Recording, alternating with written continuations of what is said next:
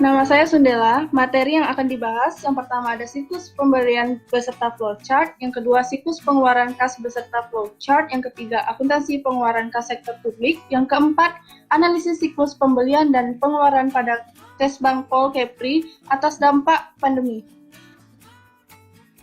Sistem informasi akuntansi siklus pembelian merupakan suatu struktur yang terdiri dari beberapa elemen yang saling menunjang, yaitu manusia, peralatan, metode, dan pengendalian yang diorganisir untuk memenuhi fungsi yang ada.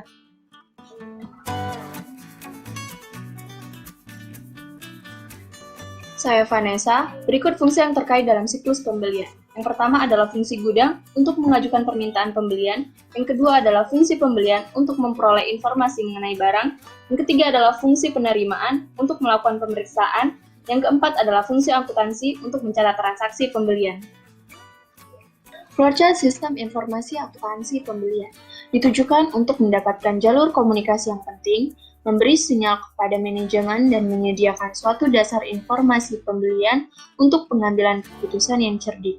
Siklus pembelian terdiri atas dua, yaitu pembelian tunai dan pembelian kredit. Nama saya Fazira. Transaksi-transaksi yang disebabkan adanya pengeluaran kas. Yang pertama, pembelian saham. Saham atau obligasi sebagai investasi jangka pendek maupun jangka panjang. Yang kedua, pelunasan. Pelunasan atau pembayaran angsuran utang jangka pendek maupun utang jangka panjang. Yang ketiga, pembelian secara tunai. Adanya pembayaran biaya operasi, pembayaran sewa, bunga, premi asuransi. Yang keempat, pengeluaran kas untuk dividen dan penarikan saham, pembayaran pajak, denda, adanya pembelian kas perusahaan oleh pemilik perusahaan, dan sebagainya.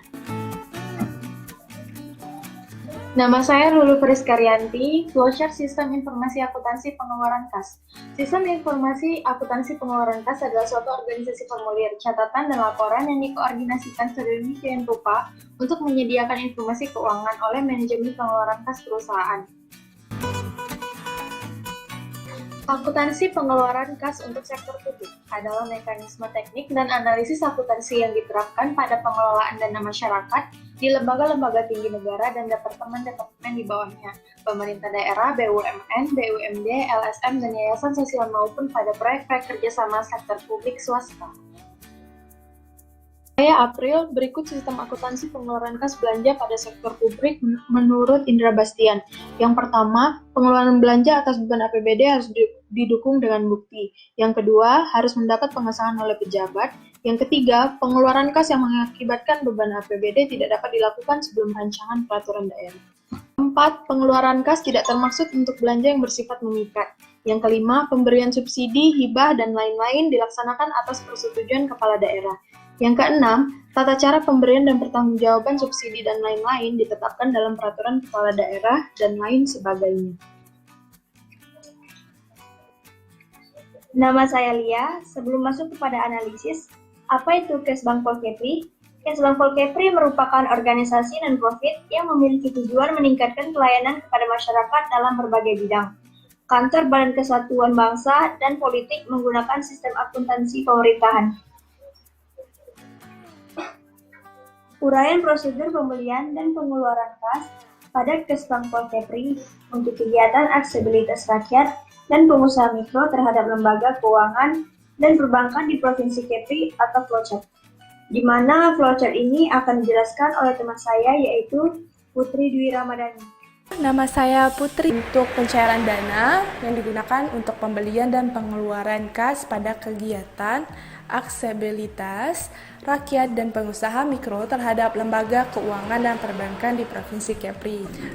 Pengguna anggaran menyerahkan SPM, surat perintah membayar, kepada kuasa BUD. Kuasa BUD ini merupakan bendara umum daerah, yaitu BPKAD. Kuasa BUD meneliti kelengkapan SPM yang diajukan. Apabila SPM dinyatakan lengkap, kuasa BUD menerbitkan SP2D paling lambat 2 hari kerja sejak diterimanya pengajuan SPM. SP2D ini diserahkan kepada bank dan pengguna anggaran. Kuasa BUD sendiri harus mencatat SP2D dan nota debit yang didapat dari bank pada dokumen penata usahaan yang terdiri dari buku kas penerimaan dan buku kas pengeluaran. Pengguna anggaran menyerahkan SP2D kepada bendahara. Bendahara mencatat SP2D pada dokumen penata usahaan. Tetapi apabila SPM tadi dinyatakan tidak lengkap pada kuasa BUD, maka kuasa BUD menerbitkan surat penolakan penerbitan SP2D paling lambat 1 hari kerja sejak SPM diterima. Surat penolakan penerbitan SP2D ini diserahkan kepada pengguna anggaran agar dilakukan penyempurnaan SPM. Bendahara pengeluaran menyerahkan SP2D kepada bank. Berdasarkan SP2D yang diterima, bank mencairkan dana. Bank kemudian menyerahkan uang kepada bendahara pengeluaran dan membuat nota debit ini. Kemudian diserahkan ke kuasa BUD, yang nantinya kuasa BUD akan membuat dokumen penata usahaan. Bendahara pengeluaran menyerahkan uang kepada PPTK kegiatan serta bukti telah menerima uang tersebut.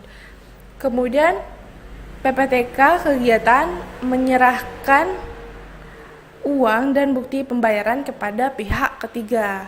Setelah menerima uang dan bukti pembayaran, pihak ketiga menandatangani bukti pembayaran kemudian diserahkan ke PPTK. PPTK merupakan pejabat pelaksana teknis kegiatan. PPTK nantinya akan menyerahkan bukti bayar beserta surat pertanggungjawaban kelengkapan kepada bendahara. Nama saya Roni, lalu apa dampak atas pandemi COVID-19 di kantor Kesbangpol Provinsi Kepri? Yang pertama yaitu terjadinya penurunan pendapatan negara. Yang kedua, perencanaan kegiatan dan pemrograman pemerintah tidak berjalan sebagaimana mestinya. Lalu, apa kebijakan keuangan negara atas permasalahan pandemi ini? Yang pertama itu penyusunan kembali skala prioritas belanja, realokasi belanja, lalu penyelesaian implementasi payung hukum, lalu percepatan transfer pemerintah pusat ke pemerintah daerah, dan penyesuaian pemanfaatan penyertaan modal negara pada BUMN.